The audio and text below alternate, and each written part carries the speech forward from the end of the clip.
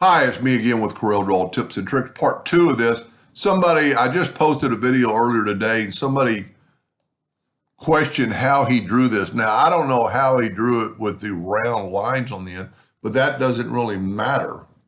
I did not draw this, so I'm going to go get a 2-point line and just make a line. And I'm going to set my nudge factor on 1 inch. And I am going to Control D and make a duplicate and just make a bunch of duplicates. Now, to make this work, it would probably be best to grab them all and go to Object and group them together. And I'm pretty sure he did this with the twirl tool that is underneath your shape tool. So get the twirl tool, get it pretty big. I would maybe even make it a little bit bigger than the box itself, but that doesn't really matter.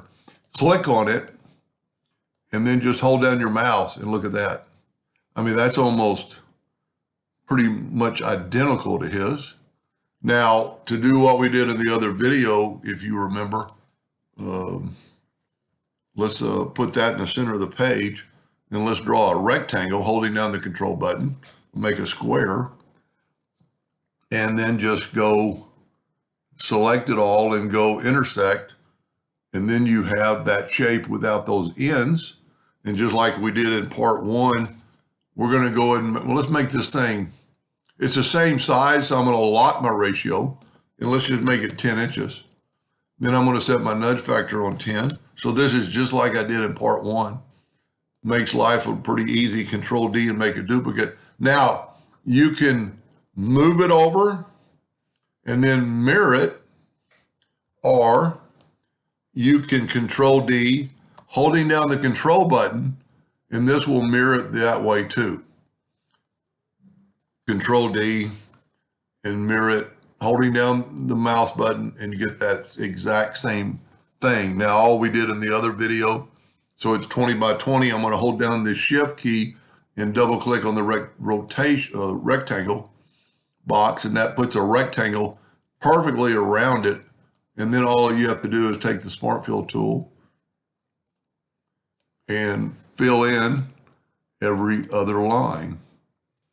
Pretty cool way to do things. I don't know what his plan was for it, but be a pretty neat abstract looking piece of artwork. And see, there's very little to fill in, and there will be no lines. When you take everything away, it'll just be perfect. I'm going to go ahead and finish this. And it's kind of, it's which one you're going to do. Every other one, or, there's different ones in the middle that you minus. This is going to be different, so let's just go ahead and finish it. Get back to the Smart Fill tool. And I'm just doing every other line. And see, it doesn't take much time because of the fact that it's already done. And then just take it and right-click No Outline.